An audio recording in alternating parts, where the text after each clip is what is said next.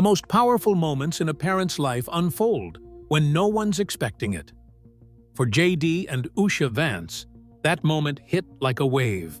Beautiful, emotional, and completely unforgettable. Their daughter, once tucked quietly into the background of public life, made a transformation so striking that it brought both parents to tears. It wasn't just a milestone, it was a revelation, one that turned an ordinary day into something deeply personal and profoundly moving. So, what changed? And why did it touch them so deeply? Let's dive in. When Mirabel took the spotlight. It was January 20th, and the Capitol Rotunda in Washington, D.C. was alive with anticipation.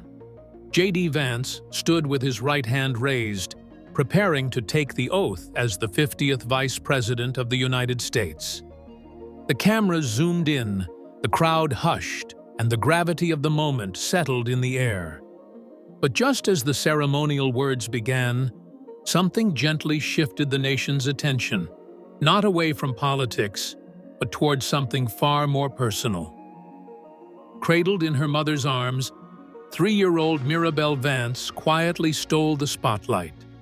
Wrapped in a tiny winter coat and decorated with playful, cartoon-themed band-aids on her fingers, Mirabel sucked her thumb, unfazed by the historic weight surrounding her.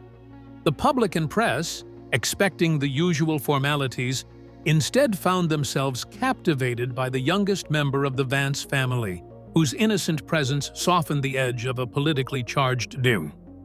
The contrast between the formality of the occasion and the raw simplicity of toddlerhood created a moment that resonated far beyond the Capitol steps. Social media lit up instantly.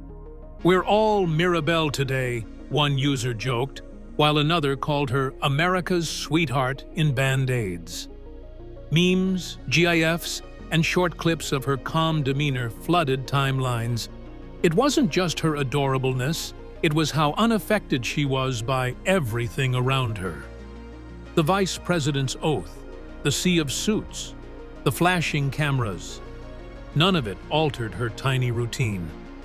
Beside JD stood his wife, Usha Vance, holding both her daughter and the Bible used for the swearing-in. Dressed in a soft pink Oscar de la Renta coat, with a scarf gently framing her shoulders, she looked elegant, composed, and quietly powerful. Just 2 nights earlier, she'd turned heads at the vice president's dinner at the National Gallery of Art in a strapless velvet gown. But here, her gaze was fixed not on the cameras or the crowd, but on Mirabel, whose presence seemed to ground the entire moment. Their sons, Ewan and Vivek, dressed in matching navy suits and ties, stood just a few steps away, their small faces caught between excitement and awe. The whole family, carefully poised yet visibly touched by the moment, radiated something rarely seen in politics: genuine emotion.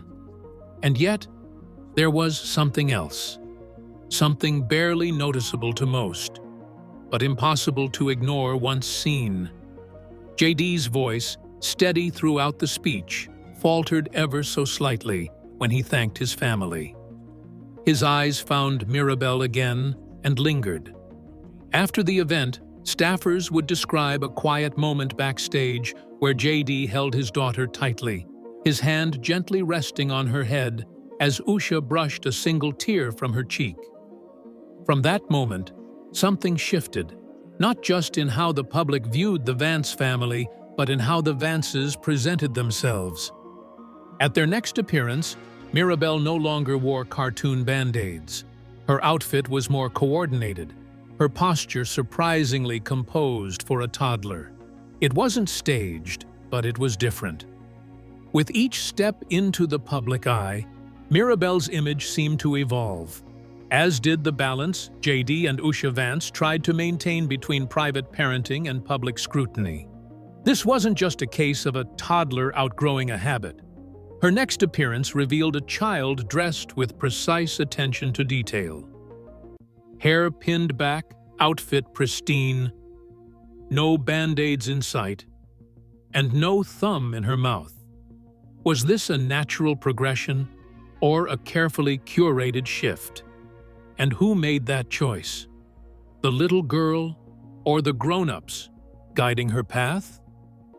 Whether it's through candid appearances or accidental spotlight moments, she's quickly becoming one of the most talked-about children in politics. For Usha, now the second lady, juggling this sudden public interest with motherhood won't be easy. Will he keep his family behind the scenes, or let America see more of the man beyond the title? Either way, the Vances are no longer just a political family. They've become a public fascination. But what do you think really moved JD and Usha to tears? Was it history or something far more personal? We'd like to hear your thoughts. Don't forget to like, comment, and subscribe.